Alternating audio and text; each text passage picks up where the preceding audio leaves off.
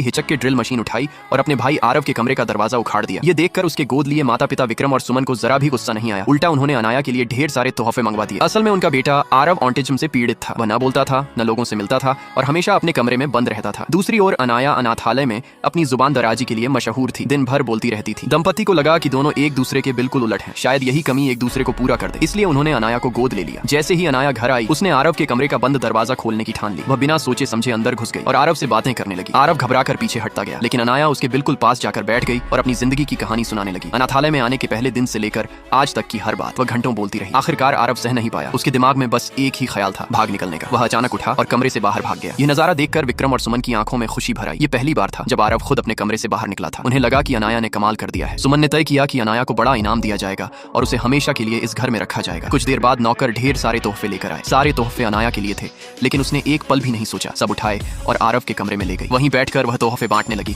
जिससे आरव झुंझला गया। जब सुमन को पता चला कि अनाया ने सारे तोहफे आरव के पास पहुंचा दिए हैं, तो वह हैरान रह गई। उन्हें लगा शायद अनाया को यह पसंद नहीं आए, इसलिए उन्होंने सोचा कि उसे बाहर घुमाने ले चलेंगे और जो चाहे दिला देंगे। तभी अनाया सीढ़ियों से उतरते हुए रुकी। उसने देखा कि आरव अकेला खड़ा है। ये देखकर उसने साफ मना कर दिया। वह बाहर नहीं जाएगी, बल्कि आरव के साथ घर पर ही रहेगी और उससे बातें करेगी। इस छोटे से फैसले ने विक्रम और सुमन का दिल छू लिया। उसी पल उन्होंने एक बड़ा निर्णय लिया। वे दोनों बच्चों के पास गए और कहा कि अनाया को स्कूल भेजा जाएगा। अनाया ने तुरंत पूछा, क्या मैं आरव के साथ स्कूल जा सकती हूँ? माता पिता हिचकिचाए। उन्हें डर था कि भीड़ भाड़ में आरव डर जाएगा, लेकिन अनाया ने समझाया कि डॉक्टरों और किताबों के अनुसार उसे धीरे धीरे बच्चों के बीच लाना जरूरी है। काफी सोच विचार के बाद वे मान गए। स्कूल के पहले दिन अनाया बेहद खुश थी। विशाल कैंपस देखकर उसकी आंखें चमक रही थी, जबकि आरव पीछे पीछे कांपता हुआ चल रहा था। अनाया ने उसका डर महसूस किया और उसका हाथ कसकर पकड़ लिया ताकि वह भाग न जाए। तभी कुछ बदमाश बच्चों ने रास्ता रोक लिया और आरव का मजाक उड़ाने लगे। उसे गूंगा कहकर चिढ़ाने लगे। आरव का हाथ ठंडा पड़ गया और बच्चे भी आ गए। सब मिलकर उसे घेर कर अपमानित करने लगे। तभी अनाया को समझ